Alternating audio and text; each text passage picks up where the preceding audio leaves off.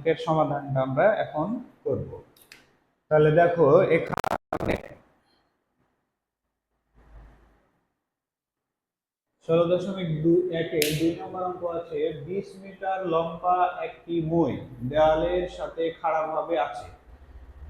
মইটির গোড়া দেওয়াল থেকে কত দূরে সরালে উপরের প্রান্ত 4 মিটার নিচে নামবে। তার মানে দেওয়ালটা মইয়ের সাথে খাড়াখাড়ি ভাবে আছে, সেখান থেকে মানে এই মনে করো যে এটা হলো দেওয়াল, একটা মইও আছে, এবি যদি দেওয়াল হয় এবির সাথে মইটা লেগে আছে। এখন মইয়ের গোড়াটা যদি আমি এখান থেকে সরাই, যখন মইয়ের গোড়াটা এদিকে সরাবো তখন উপরের প্রান্তটা নিচে নেমে আসবে, কারণ মইটা তো আর বড় হবে না, টানলে তো আর মই বড় হয় না, তাই না? তাহলে মইটা যখন নিচের দিকে সরাবো তখন উপর থেকে নিচে নেমে আসবে।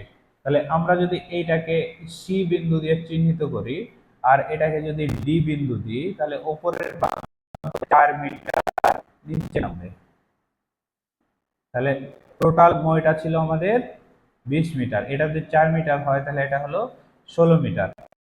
টোটাল ছিল মই এই 20 মিটার 20 মিটারই আছে, মই তো আর ছোট বড় হয় না, ঠিক আছে না? তাহলে এখান থেকে বলেছে উপরের প্রান্ত 4 মিটার নিচে নামবে গোড়া থেকে কতটুকু সরালে, তার মানে এইটুকু আমাদের বের করতে হবে বিসি। তাহলে দেখো এখানে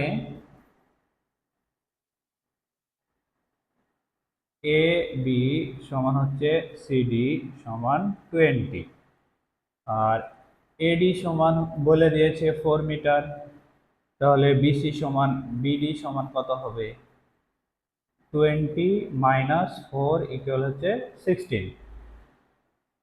বিসি সমান আমরা বের করব, বিসি সমান আমরা বের করব। তাহলে দেখো ত্রিভুজ BCDA, এই যে BCD ত্রিভুজ আছে, BCD এই ত্রিভুজের ক্ষেত্রে এটা হচ্ছে অতিভুজ, এটা লম্ব, এটা ভূমি। তাহলে সমকোণী ত্রিভুজের ক্ষেত্রে আমরা জানি অতিভুজ স্কয়ার সমান লম্ব স্কয়ার প্লাস ভূমি স্কয়ার। তাহলে এখানে অতিভুজ স্কয়ার হচ্ছে CD, CD square, CD square সমান হচ্ছে BD square plus BC square. সিডির মান দেওয়া আছে, আমরা এখানে দেখো সিডি সমান হচ্ছে 20 তার উপরে স্কয়ার সমান বিডি সমান হচ্ছে 16 তার উপরে স্কয়ার, আর এই বিসির মানটাই আমরা বের করব। তাহলে 20 এর উপর স্কয়ার দিলে হয় 400 আর 256 প্লাস বিসি স্কয়ার। এখন যদি বিসি স্কয়ারটা রেখে দিই তাহলে থাকে এখানে 400 - 256 256, বা বিসি এ পাশ থেকে স্কয়ার উঠালে এ পাশে রুট হবে, 400 থেকে 256 বিয়োগ করলে 144, 144 এর রুট করলে হয় 12, তাহলে বিসি সমান হচ্ছে 12 মিটার।